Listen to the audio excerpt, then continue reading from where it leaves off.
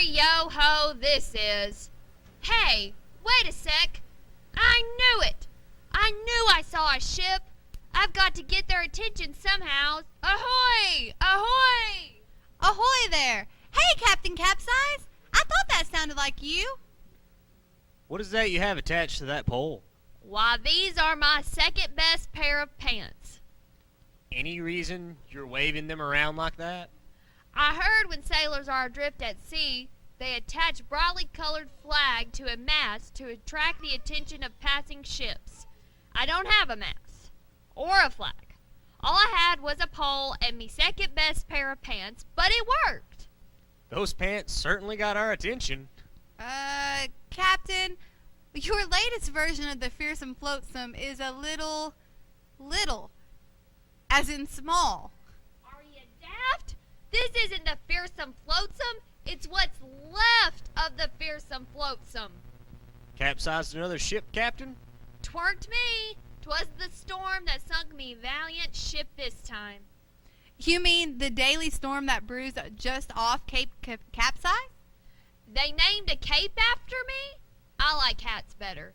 But capes are nice. I had a velvet one once. Not that kind of cape. I'm talking about a tall cliff that juts out into the ocean. This particular cape happens to have a regular storm. Many a careless captain has capsized his ship along the cape, so they named it Cape Capsize. Glad to know I'm not the only one. But we weathered the storm just fine as long as you have an anchor. Anchor? Yeah, you know, the large heavy object attached to your ship with a chain. That thing you use to stop your ship from drifting away. Oh, that thing. It took me up so much room and it was heavy. It was slowing me down, so I tossed it overboard. Oh, dear. You mean that thing was actually good for something? Oh, it has a use. Anchors are used to slow a ship down in deep waters and keep them from stealing in shallow waters. It keeps the ship from drifting off course and gives the ship stability in storms. During a storm, an anchor can be the difference between survival and... capsizing? Yeah. Oh. Well, I guess that's why it was so firmly attached. It took me forever to get it loose. Well, I don't suppose you would take me aboard again. But I'm useful to you, you know? I could find that last treasure for you. Found it already? No! Yes. Drat. Well, was I right? Were the other apartments just clues? Did this chest actually have treasure in it? It did have treasure in it. It was magnificent. It was. Well, what was it? Tell me. The last parchment, duh. Arg. You got to be kidding me. This one says, I am the good shepherd. What be shepherding having to do with sailing or treasure? Remember the other treasures of Jesus that we have been learning about? Well, let's see. There's the peace that we have knowing that he will provide for us. There's the hope knowing that he will light our path.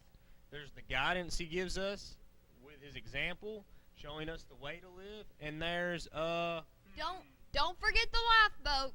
Captain, were you actually listening this week? Of course not. I just, arg. Right, the lifeboat. Knowing that Jesus died to save us from sin. Jesus provides us our physical needs, comforts us, guides us, and protects us.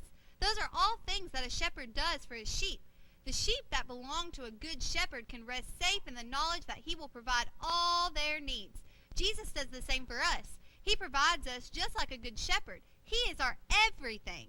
I think this last poem on the back of the parchment sums that all up. The greatest treasure of all. What greater treasure could there be than to know that Jesus is our good shepherd and cares for us?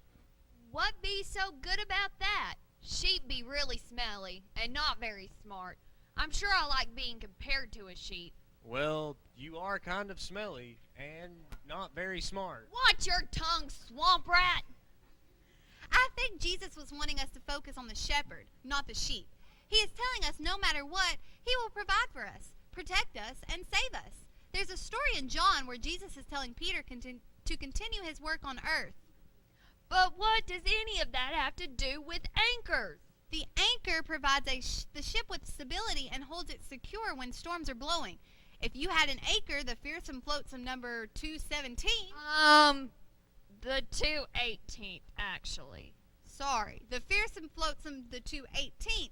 If you had an anchor, the Fearsome Flotsam the 218th, it wouldn't have drifted during the storm and crashed on the rocks. Well, I'm sorry, but that little pamphlet I found on how to become a pirate didn't mention much about anchors, or compasses, or lighthouses even. What was in that pamphlet? There was a great section on how to talk like a pirate. Arr! Yo-ho! Ahoy! Scurvy dogs! Watch it, Capsize. And I loved the section on picking the perfect hat, which, let's be honest, I don't need much help in. I've been looking mighty fine. Hey, Captain Capsize, did you ever think maybe you should give up the pirating business? Aye, maybe you're right. But what would I do if I weren't a pirate? Well, you seem to like hats a lot. Maybe you should open a hat shop. Or that'd be a great idea. Or I could just go into business with my father. Oh, what does he do? He runs his hat shop. Good grief.